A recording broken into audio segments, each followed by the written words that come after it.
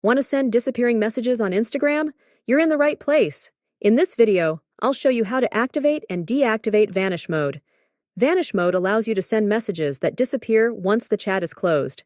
It's a fun feature for temporary conversations. Let's get started. First things first, ensure your Instagram app is updated to the latest version. Head over to the App Store or Google Play Store, and if there's an update available, go ahead and install it. Now, here's how to use Vanish Mode. Open Instagram and select the conversation where you want to enable disappearing messages. Next, swipe up from the bottom of the chat screen. You'll notice the screen change as Vanish Mode is activated. Messages sent now will disappear once you close the chat.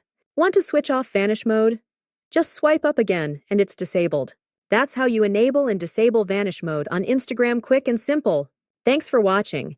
If you found this video useful, hit the like button and don't forget to subscribe for more tips and tricks.